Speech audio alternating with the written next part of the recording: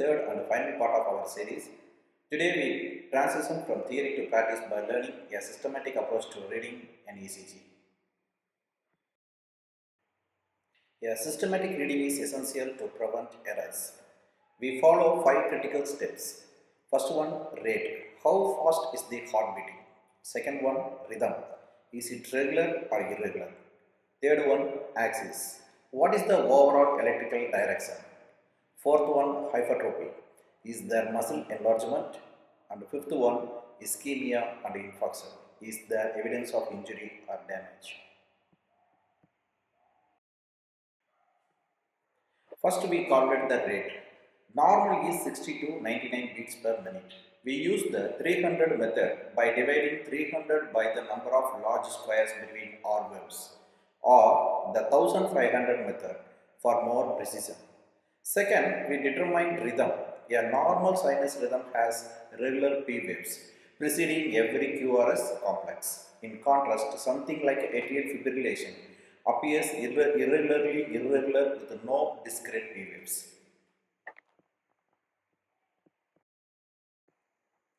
The 300 method is the gold standard for a quick bedside assessment because it relies on the fixed speed of the ECG paper, that is 25 mm per second. The 300 method is called as quick method. Find an R wave that lands on a heavy line. Count the large squares to the next R wave. 1 square equal to 300 beats per minute, 2 squares equal to 150 beats per minute, and 3 squares equal to 100 beats per minute, and 4 squares equal to 75 beats per minute, 5 squares equal to 60 beats per minute. The 1500 method is a precise method. Since there are 1500 small squares in 1 minute of ECG paper, you divide 1500 by the number of small squares between R waves. This is essential for tachycardia, where a single millimeter makes a huge difference. In normal sinus rhythm indicates the source code running perfectly, whereas in atrial fibrillation, the source code has crashed. Instead of one clear signal from the SA node, hundreds of tiny electrical impulses are firing in the atria simultaneously. Also, there is no P waves. You see F waves, fibrillatory waves, that look like chaotic baseline noise. And irregular wave source, the AV node acts like a frantic bouncer at a club, letting impulses through to the ventricles at random interval. There is no mathematical pattern to the beats.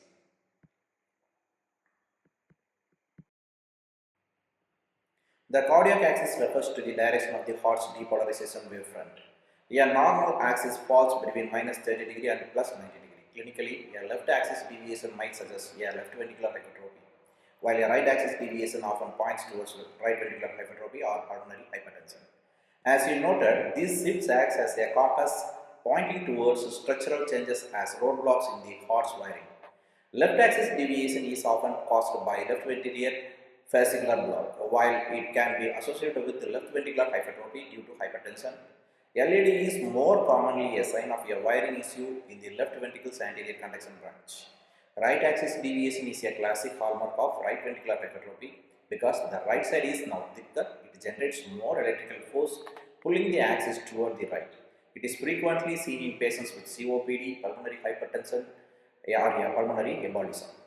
Extreme axis, that is the northwest axis. This rare finding where the signal points towards the right shoulder is often a warning sign of ventricular tachycardia or severe electrolyte imbalance like hyperkalemia.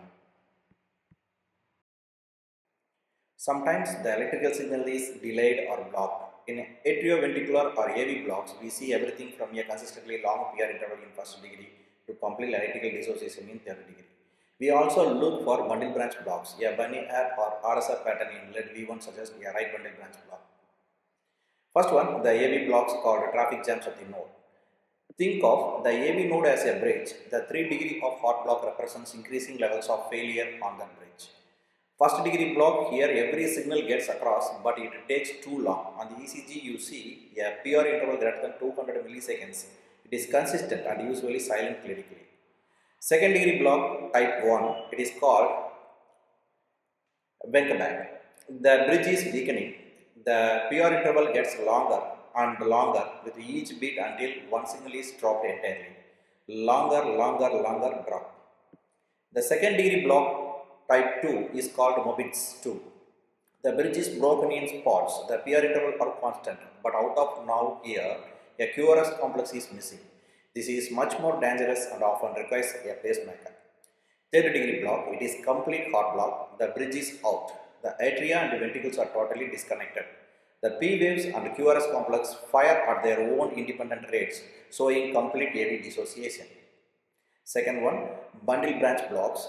The bunny as when the block is further down in the ventricles, we see the bundle branch blocks. As you noted, the bunny air pattern is the classic signature. Right bundle branch block occurs due to right bundle is blocked. The electrical signal has to travel through left ventricle first and then leak over to the right side. Left bundle branch block occurs and usually more clinically significant since the left ventricle is main pump. A block here makes the entire QRS look wide and melted. The clinical rule is a new left bundle branch block is in a patient with chest pain is treated as a STEMI until proven otherwise because the block hides the ST segment changes we usually look for.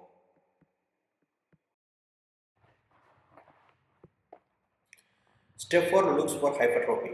Right atrial enlargement or P pulmonale shows P waves taller than 2.5 mm. For left ventricular hypertrophy, we use voltage criteria. If the depth of the S wave in V1 plus the height of R wave in V5 or V6 exceeds 35 mm, the heart is likely overworked. First one, atrial hypertrophy. The P abnormality since the right atrium sits in front of the left, its electrical signal happens first.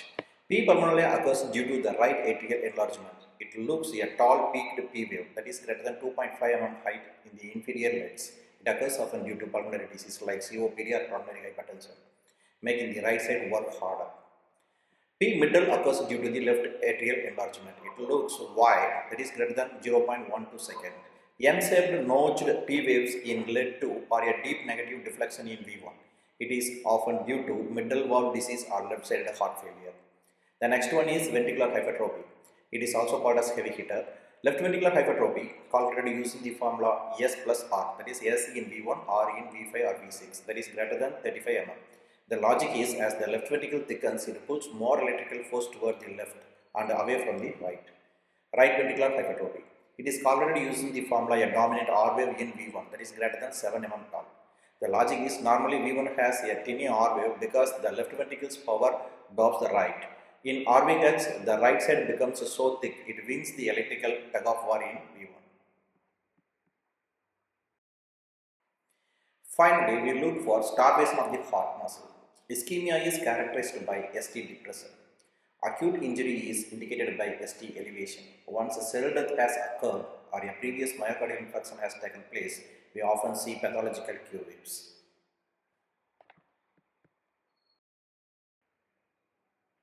The ECG can actually localize the damage based on which leads to show these patterns. For example, ST elevation in 2 or more contiguous leads is a sign of acute injury. Infarction or necrosis represents irreversible cell death. It is crucial to distinguish between an MI and acute pericarditis. An MI shows localized ST elevation with reciprocal changes.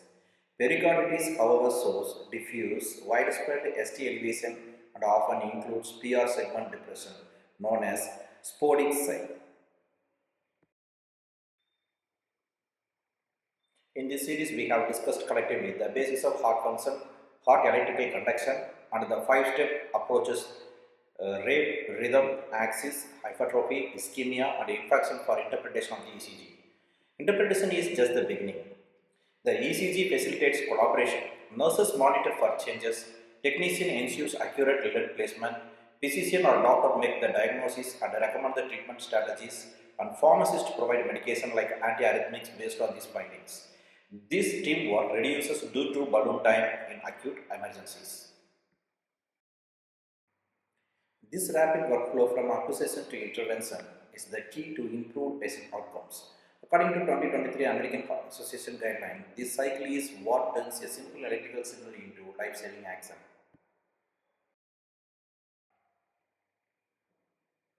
In conclusion, a methodological approach is paramount. Errors in analysis can lead to misdiagnosis and delay treatment. Continuous learning is the only way to provide the best care promptly. This final reference guide summarizes our foundational checks and waveform analysis. Thank you for your commitment to mastering the language of the heart. Thank you all.